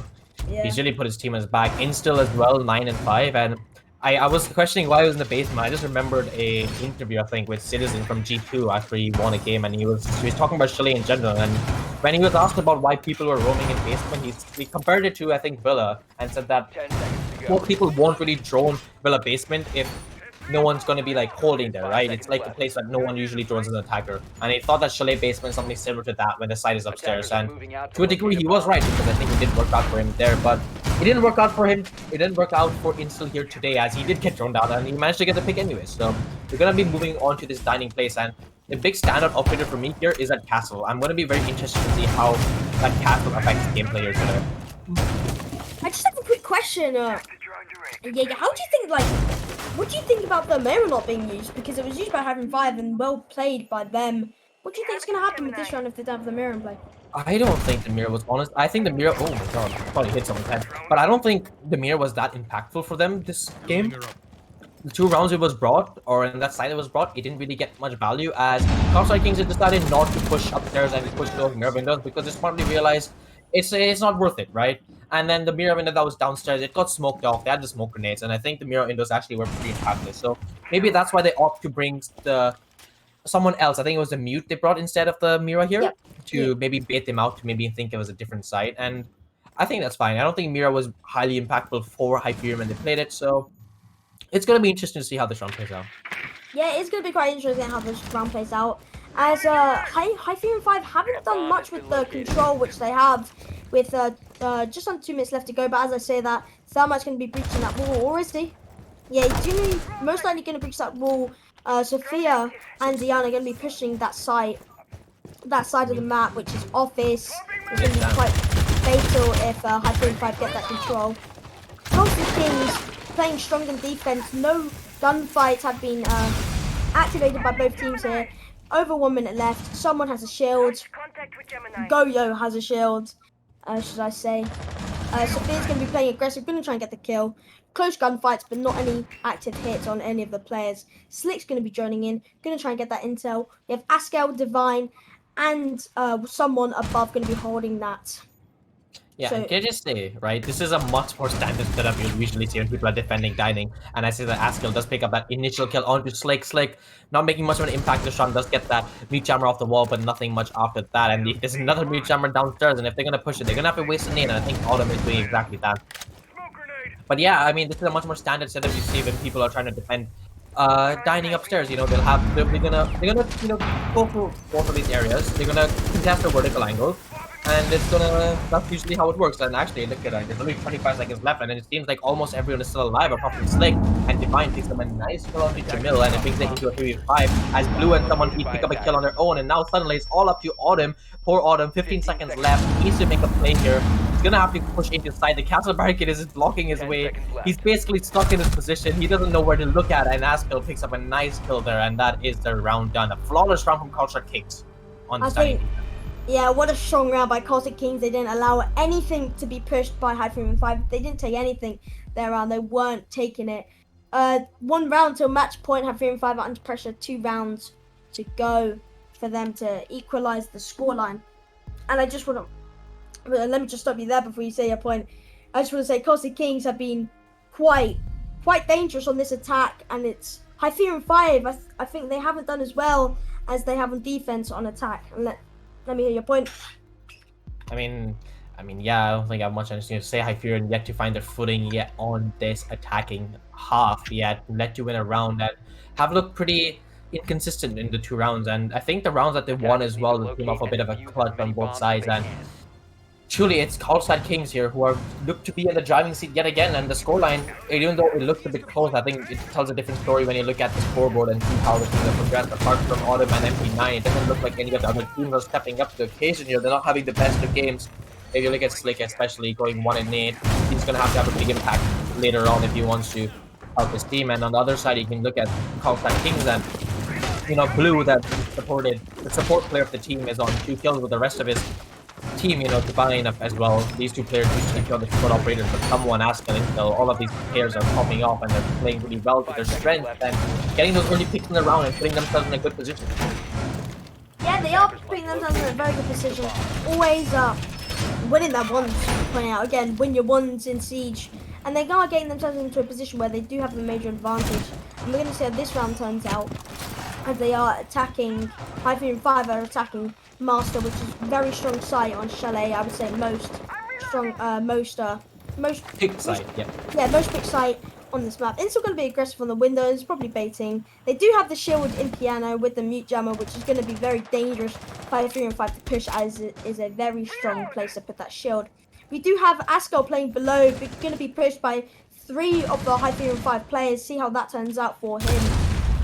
Playing below, and as I say that, Jamil gets down by the T4, but the points are off, so maybe an unknown down, so that's a guaranteed 20 HP if they do get the res. Yeah, Autumn's resing, that's 20 HP, but they do not know that. Where did that C4 come from? I think it, mute C4 from piano window, I believe. Was that he piano doesn't. window? Yeah, Through he the doesn't. road. What a toss! Wow, you Yeah, gotta respect it. I mean that hit from that window there. Yeah. Yeah.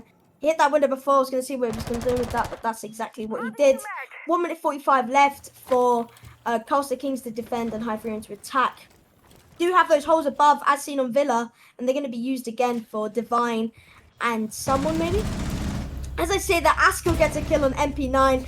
Divine gets another kill with those angles from above, and Blue gets another 2v5 for Carlstad Kings' favour. Jamil on 20 HP, Stizzy alone on the hard support. We're going to see how this round turns out for Hyferion5, see if they can clutch this. I mean, while the rest of this round plays out, I just want to say, I mean, Hyferion just look a bit lost on their attacks here. I'm not really sure what they're doing well. Carlstad Kings have the entire setup. They know exactly what Hyferion are doing. They have these vertical angles set up to counter them. They have the setup downstairs, and I feel like Hyferion are walking into a spider. They're like a fly walking into a spider web, expecting to see something. And look at that Blue. What a nice show. What a nice double kill. I can't hit shots without spraying 30 bullets through the fucking railings there, but he hits 2 very, very, very nice shots there. Like, wow. But yeah, those sorry to cut you off, I just want to say it now, not later. Those angles are going to be used just like they did in Villa. They've done the same thing. It's a match point for Carlstad Kings, and those angles have been utilized by every single one of those players. And we see the Wine Cellar Snowmobile Garage hasn't been played this map yet, and we'll see how it turns out for Carlstad Kings. Again, I think I swore again by accident. My apologies on the stream. I get a bit too into it sometimes, you know.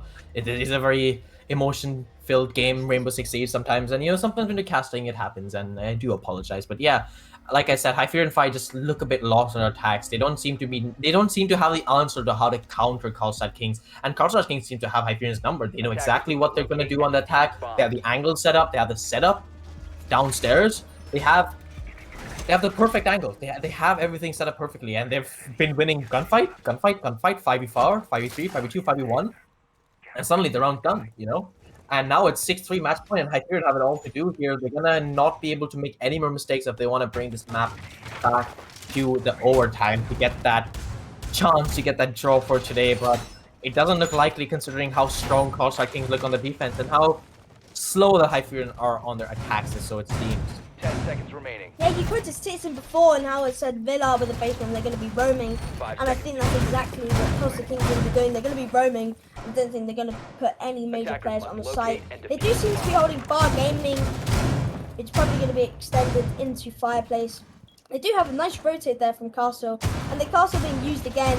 No one on site. There's no one on site except for Castle, I don't think. And we see a 5-man. Oh my god, wait a second. Is this a big setup? No, I don't think it's a fake setup. But Are they baiting the bar gaming setup? Is that what's No. happening? Are they baiting the bar gaming? No chance.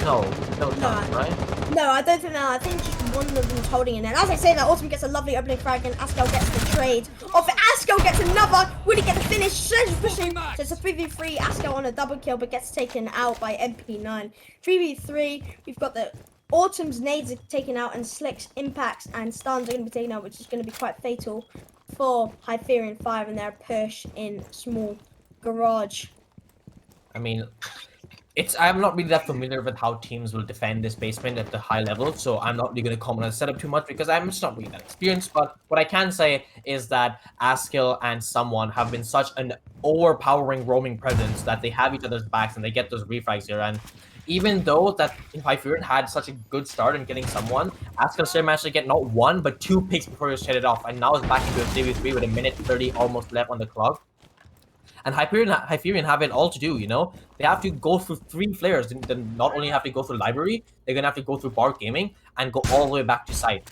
And that's going to be a big problem considering the time restraint they have. And I'm not even sure Hyferion know that the site is basement considering the setup here, because it seems like if I was attacking here and I didn't know the site was, I would just assume it was bar gaming depending on how the setup is. And I'm not sure if this is a bait setup or it's just, you know, it's just like how the setup is here, because like I said, I'm not really familiar with how people will set up those downstairs basements, but it does look like a semi kind of bait. As you can see, Stizzy on this library no one's playing upstairs here on this library, and he's gonna be looking down into that bar gaming area, trying to figure out where the defenders are playing actually, and they're all eluding them. There's no one playing on this gaming room or just bar in general. I think all of them are downstairs here. There's one I can see here playing on those blue stairs, and the drone does get shot, and the attackers now get a good idea, and if they haven't realized where the site is by now, I don't think they will by the time the plant goes off. And you can see here as well, Blue holding a nice angle here with a shotgun. It's going to be hard for any defender, any attacker who pushes him to win that gunfight. As the vertical angles start to go up, they realize the site,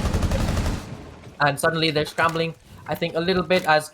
Yeah, I don't think they realized that was basement, because the Thermite getting the breach at 22 seconds, this is unheard of, especially when you said that the breach is an integral part of this basement attack. I genuinely think they didn't realize the site was basement, and as 50 seconds happen in the 3v3, it's looking increasingly likely that Hyferion are not going to win this round. The breach goes out, they're starting to push into site. Are they going to start to get the plant out? I'm not sure. DZ does get the first one, but Divine fades him off, and Divine gets a second one on 2, and I'm not sure what happened there, but it was a 1v1, and Carlstad Kings actually win that round. I thought Divine picked up a second, but somewhere else on the round, I think the Flores picks up another one, and it's a 1v1, and the time runs out. And what a convincing victory from Carlstad Kings today.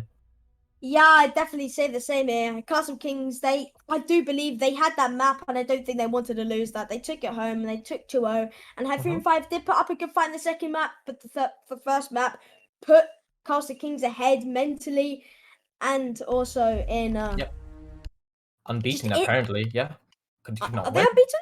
Are they unbeaten? No, they... Once by Noetic. I think they were beaten once by Noetic. I'm not really sure if production can inform me about this. Yep, as that happens, let's just talk about the game real quick. I mean, defensively, I think that Hyferion did much better bringing a 3-3 split. They could have done a bit better, maybe a 4-2 split as well. Like, there were a few rounds that could have done better. They did really well on retaking side and pulling back a few of those like impossible rounds as well. But once it got to attacking side, they lost their foothold. They didn't really get into the game and manage to get any kind of good round. And especially the last one, I still am confused whether they realized the site was basement or not. And I think that they didn't, because considering how late they got the breach. But honestly, it was such a fun game to watch overall, and just see how Carlstad Kings managed to counter Hyferion not even just on this map, but on both maps on Villa and on Chalet, not just by the vertical angles, but by how overpowering their roaming presence was. When you take someone and Askill, who played really well together, someone and Instill as well, you got some nice nades this map. And I think the story was just summed up by that they were just a better team overall in the 2 maps, and they played like a much better team. Yeah. Yeah, I think we're going to be interviewing someone from Carlstad Kings. See what he has to say. Hello, someone. Yo, what one? Hello. I mean, sorry, you can go first. Yeah, you can go first. I know it's your first interview, so you must be a bit excited. Yes, mate. I'm hyped up for this. Someone, how do you think that went? What's going through your mind right now? Do you think it was a clean sweep? what was coming through in the team's voice channels? I mean, we feel good, but before I start anything, I want to shout out the Hyferion5 boys because this is like a rivalry that we have for 5 months right now, I think, and this is like 8th or 7th game we played against each other. So huge respect for sticking out throughout the entire time in Tier 4 because that's actually very rare to see. So much respect for that. What was going through our minds? Well, Yeah, what was going on in your VC? Like, making sure that we're all calm throughout the rounds and then hyping up each other after every single round that we take. yeah, that's good to hear by loads of teams, always have that confidence in each other, always hyping each other up. That's what I love to see in teams. On that Villa map, you just completely took it. Carlstad Kings just took control, I think, on that defense. You were doing amazing. And are these your strats? Do you have anyone to thank for these, amazing plays, or the coaches, analysis? Yeah, strats come from all of us. We sit all together so everybody understands every moment of a strategy, every position. We create it all together. Coach has influence as well, pointing out certain things and ideas as well. So that is a shout out to him as well. I'm pretty sure if he's watching, and if not, he's gonna watch the replay. So, Yeah, I love you. that's lovely to hear because I love it when teams they're so close and they go through everything together. They don't let anyone sit out. They want to work as a team.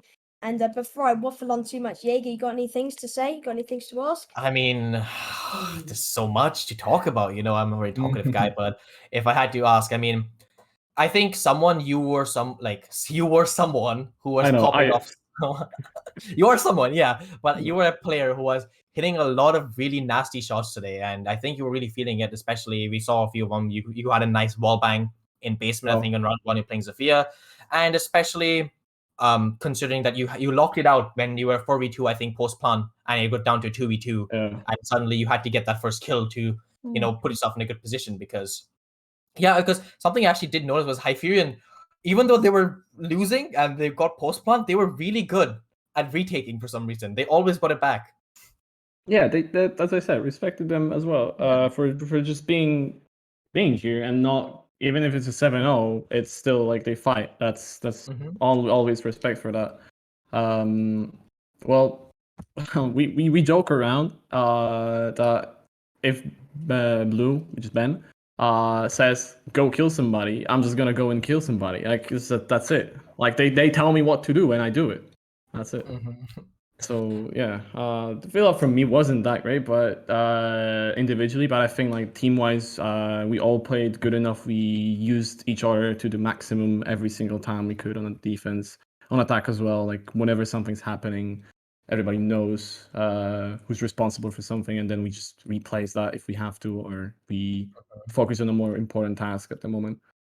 That's Yeah, lovely. and I think, especially, I think you got a clutch on Villa in round 2, and if I remember correctly, you were the Jaeger, and there was like 5 seconds remaining, and you were on 1 HP scrambling around, and you somehow managed to survive. But yeah, it definitely looked like you were two teams who knew each other really well, especially considering the vertical angle, something I want to talk about as well. You had such good vertical angles. You knew exactly what the other team was going to do. You set up the angles correctly, and you picked them up one by one. Like, walk us through it, right? Like, what's your mindset? Like, is this your coaches? Is this just how you realize after scrimming a team for a long time? Or are these just like default holes you opened up and they just walked into them? We actually don't scrim Hyferion much because, well, we didn't want to play them before we played the league game. Now we're probably going to open for scrimming with them as, well, strats and stuff. You're not show them. So we didn't really know their Villa stuff at all. Like, I'm pretty sure we tried to find some VODs, but not really. Honestly, the moment we saw Buck in the lineup with Flores, we knew it was going to be a vertical take for Aviator. So we immediately scratched that hold behind. I just stood the first round. So like we can control for any Buck stabs. And because we, like all the maps that we play, we just, turn upside down, check all the angles, everything that we can, and learn stuff. So immediately we knew, all right, we know what angles we can use to actually punish them for being for going into a free space that seems to them, right? Which would be the library, living room, piano, art, anything. Yeah, good to hear. One more thing, Son, before you head off and have a nice team chat with the team about your lovely performance today. Noetic, do you think you're going to catch up to them? Do you think if you ever challenge them again, you know, are you looking up to Noetic? What's going to happen with them? Yes, we were looking up to Noetic. We like the champions, the back-to-back champions, or even 3P, right, in Town League. We played them once. Cafe was very close, and honestly, beatable. No Beatable? cap. Beatable. No You cap. going with it? You going to take them down? Do you think Yes. you're going to? We're gonna play. We're gonna see who's a better team wins, right? Yeah, but the team Well, wins. you heard it here first. You heard it here first. Someone says that Noetic are easy and he's gonna beat them 14. I didn't say. I never said it's easy. I said it's I think you beatable. did. I think you I did. said it's beatable. I think you said they were silvers for all I heard. No, I said it's beatable. That's I all. think- Okay, I okay. think you Well, said- I was joking, obviously. You know, it's a bit of banter here, but yeah. As a bit of a closing words, do you have anything to say to your fans who are watching on stream? Anything to say to any supporters or any kind of coaches, analysts, or people who you want to reach out to right now? Oh yeah, I mean the entire team, like just insane performance in both maps. Mhm. Nobody was down with anything, like mental strong, and coaching stuff, obviously, organization itself, like all the management, and how much support they give us, and they believe in what we do. That's great for us, and we really appreciate all of the support that we have, and to all my friends that are watching any stream, all the games that we play, and support me and the entire team, especially. So yeah. Yeah, opposite to Kendrew. You know, definitely not depressed and down bad with his mental health issues. You love to hear. Yeah. That's for another time, you know. Yeah, you love to hear that from a team which have such confidence in their players and such chemistry. I don't know what the word you said before, Jaeger, but it began with a C. You know, the connection. No, it wasn't that word, but the connection between Chemistry? the players. No. Another time. But the connection between your players was quite strong and very True. strong, and your performance shown that today. And I think we'll wrap it up there. Yep. For Talent League, playday 19th of July. What a day this was to see. Mhm. Got someone in this we've got someone in this VC. Mhm. You know? Yeah. By the way, someone before we wrap it up with some chicken sauce, you should go for a simpler name, like No. just someone. Okay, someone's pushing black stairs. Someone's pushing You're- dragon. yeah. Someone. Sorry, So your it's- job has to be harder. Me, me, That's and, all the reason. me and Nick was saying, it's like giving a call out, like someone's over there. I mean, no, we all learned how to say somebody, so it doesn't matter to us anymore. Good on you. Good on you. Sometimes, I'll change the nickname, but I'll change it to just shorter one, which would be S1. But you still know it's someone. True. It's just I don't know, however you want to call it, whatever. As long as I play and I'm like we can get casted, that's all that matters. Honestly, my name is True. just a small thing. It's just something to It's keep just in mind. something, exactly. Yeah. But someone, you've been a pleasure to have on at the interview. I hope you have a lovely night. It was a solid game performance. I'm sure you have something to talk about with your coaches, something you could do better, but overall, a brilliant performance, a brilliant game for all the viewers at home to watch. And yeah, anything else to say, Squishy? Maybe someone to thank. Really funny joke there. But no, nothing to touch on. I think it was just an amazing performance. The clean sweep on Villa. There's nothing much to say. It's just a strong game by Carlstad Kings. Thank you very much. Appreciate. Thank you for coming in. Thanks. Have Have a good night. All right. Good night. And yeah, I think that's all we have for you today. Before we wrap things up, you know, it's just a crazy day. You know, actually, it was quite quick. It usually takes an hour more than this to have all the games over, but I'm glad it's done over so I can actually go to bed early for once. But yeah, we're gonna wrap things up here. You've been an amazing chat as always. I hope you enjoyed the games here. I'm thankful. What is this? What, Thanksgiving? But yeah, a big shout out to my co-caster Squishy. At a young age, he's doing brilliant things, and I'm sure that over the years he's gonna grow up to be an amazing caster. And yeah, Squishy, anything else to say to the stream chat before we wrap things up here? I mean, thanks for everyone for watching. You know, being here, you know, having support. It's quite amazing. You know, I'm at a young age. You know, it's pretty cool being here, casting with Jaeger. What a legend he is. Staying up till 1 o'clock, 2 o'clock, whatever time it is for him right now. Yeah, well, that happens. But yeah, you know, you've been a brilliant stream chat. Good night.